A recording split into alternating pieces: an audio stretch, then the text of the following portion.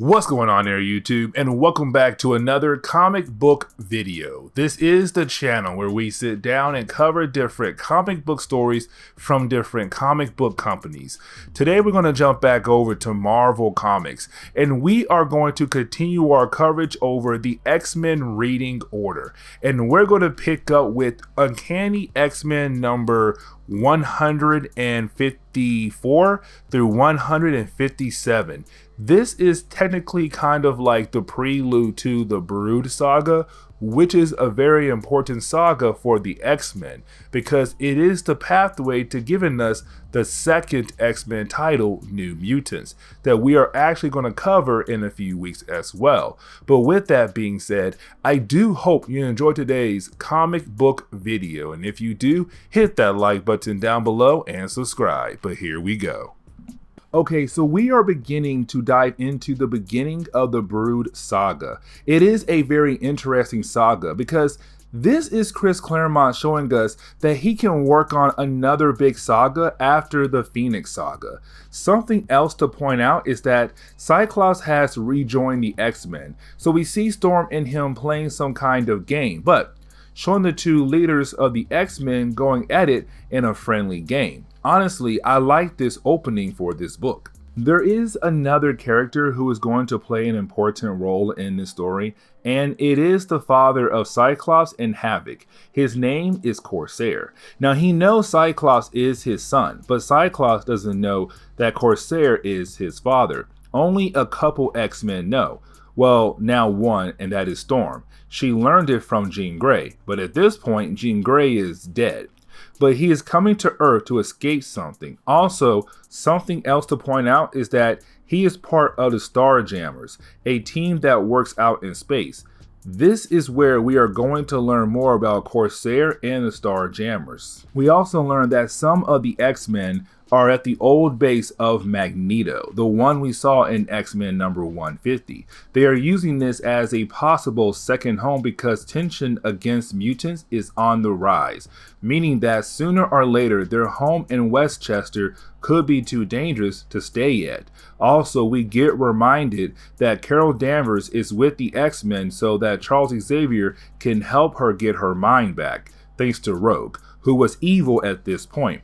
Carol is having a hard time remembering things, but Charles Xavier is working on it. But if most of the X-Men are over there, that means Cyclops and Storm are by themselves at the mansion. So of course, they are having a normal day. But that is the moment you have Corsair's ship crash near the mansion, meaning that the two of them have to go save this man before he is able to drown in their pool.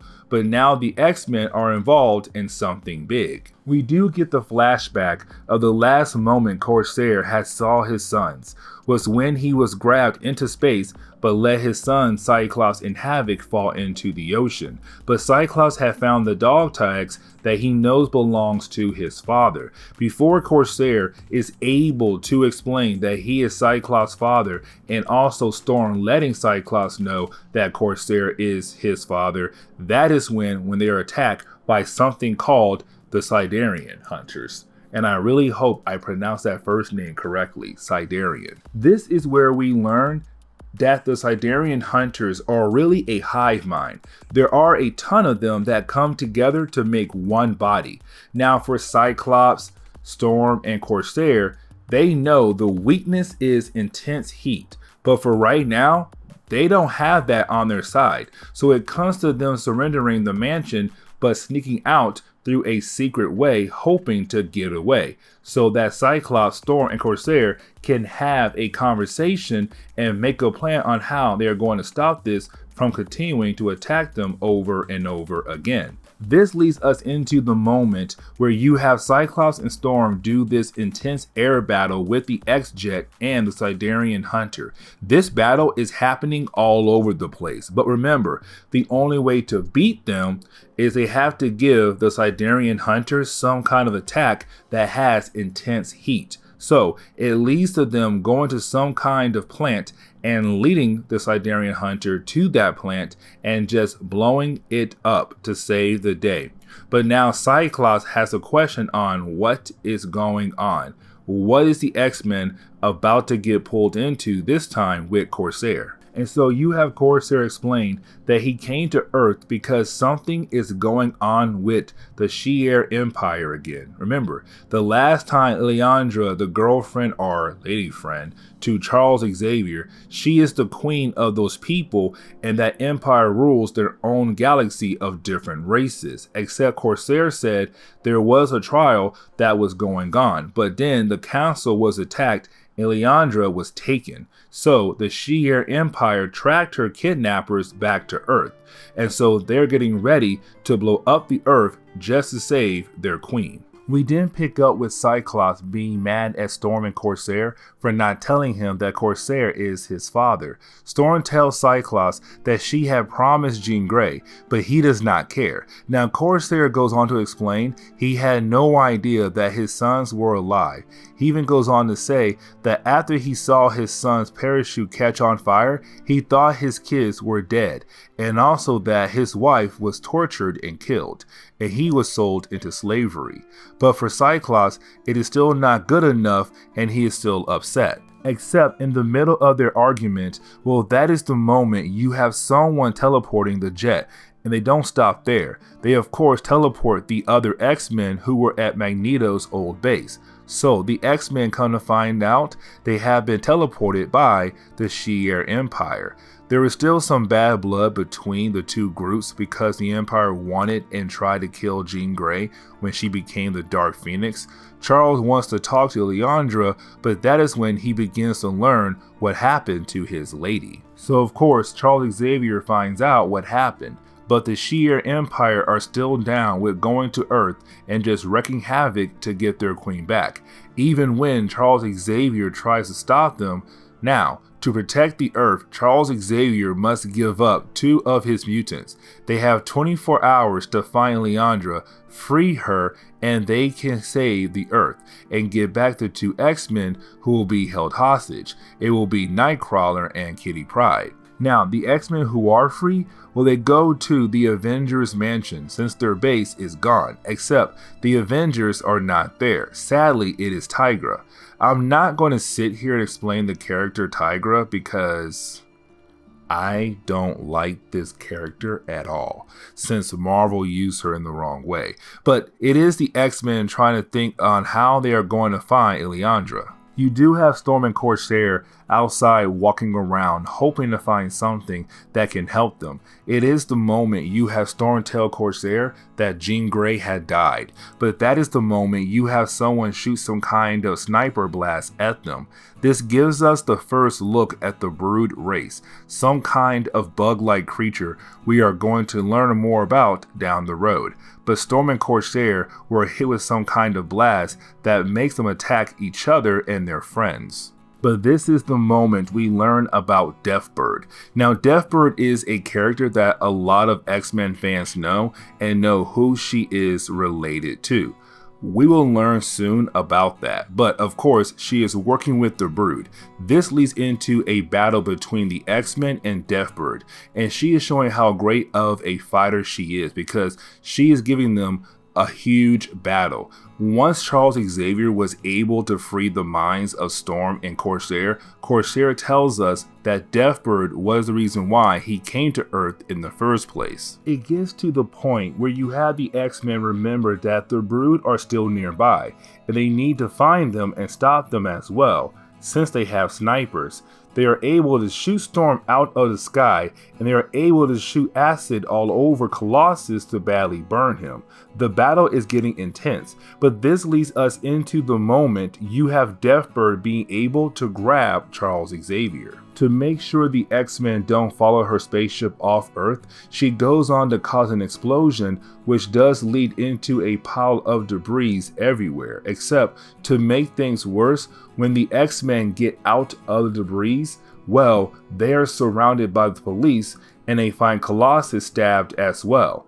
him slowly dying. And so with the police being there and beginning to question the X-Men, and they have someone dying next to them, you have Tigra try to talk to the police about how she is an Avenger and they need to help her get Colossus some kind of medical help. Of course, the police are more concerned about all the damage that was done in the city. Someone has to pay for it. Except while they were talking, out of nowhere, a random spaceship does appear above them and just teleports everyone on the X-Men team away, leaving the cops and Tigra confused on what had just happened. Come to find out that it was the Starjammers, Corsair team of space pirates who came here for their boss. They were able to grab him and the X-Men, also being able to hook up Colossus to some device to help heal him from his wounds. Now remember that Charles Xavier was taken by Deathbird, so of course we see him being a prisoner on Deathbird's spaceship, where he is able to find the woman he loves so much, Illyandra, except the meeting gets cut short because that is the moment you have Deathbird appear. This is also the moment we find out that Deathbird is the sister to Illyandra. Deathbird is the older sister, to be more exact. Deathbird was supposed to be the next ruler of the Shi'ar Empire, except she did some horrible crimes and stripped her of her rank. As long as Illyandra is alive, unfortunately, Deathbird cannot take over the Empire at all. Now we do get this moment where you have Corsair and Scott Summers have this heart-to-heart moment. In reality, it's Cyclops realizing he was being unfair to his father and gives his father a chance to explain.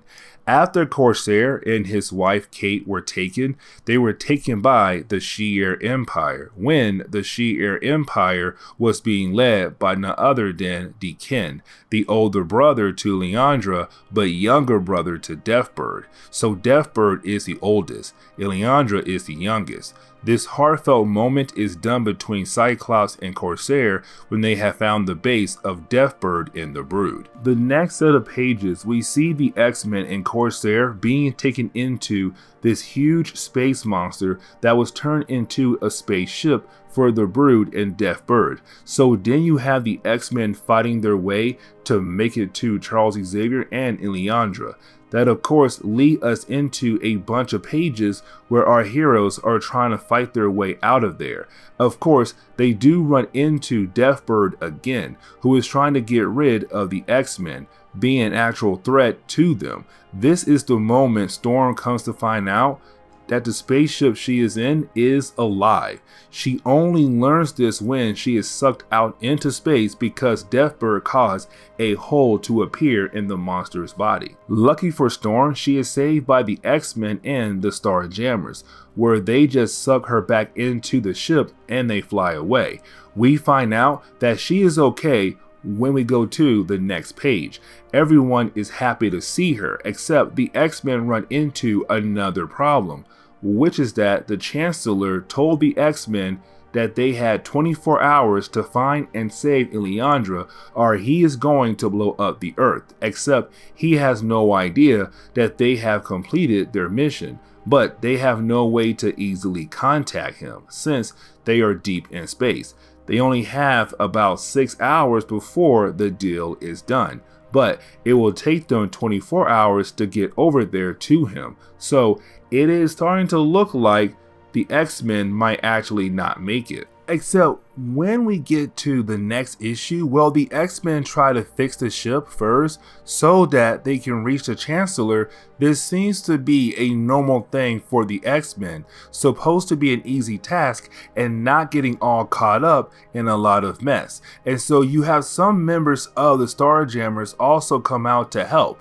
Will also play around a tad bit as well. Either way, once you have everyone gather outside to continue the process of fixing the ship so they can get back to Earth, they come to find out that Colossus has passed out, and the question is, what is wrong with him? He was okay and working just a moment ago. We come to find out that he had reopened his wounds from earlier that he received from Deathbird. So of course, they have to go back and give him some more surgery to save his life.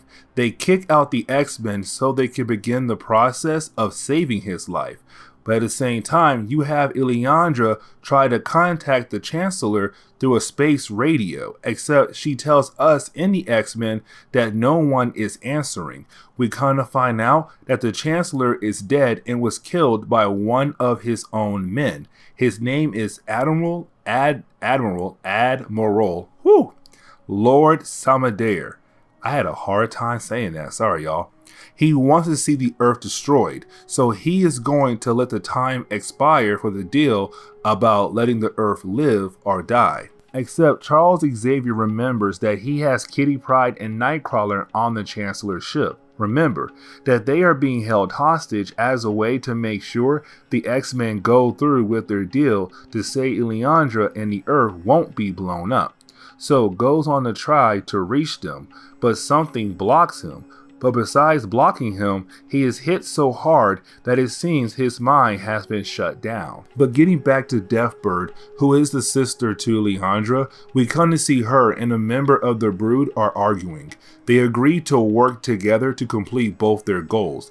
Deathbird to get the crown back from Illyandra to the Shi'ar Empire, but at the same time, Brood are looking for people to be great breeders for their queen Brood.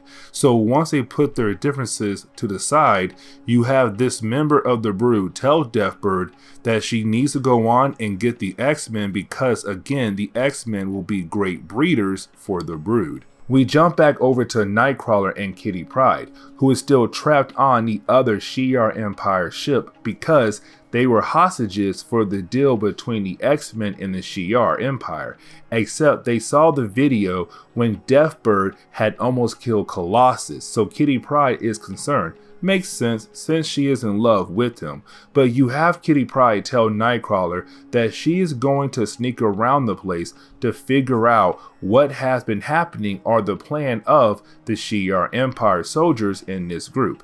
They have no idea that the Chancellor of this group was killed. Kitty comes to find out that the deal is over. They are about to blow up the Earth, except also some guards were planning to kill Nightcrawler and Kitty Pryde since they are part of the X-Men, except they did not plan for Kitty Pryde to be sneaking around the place and coming behind them to warn Nightcrawler about their plan.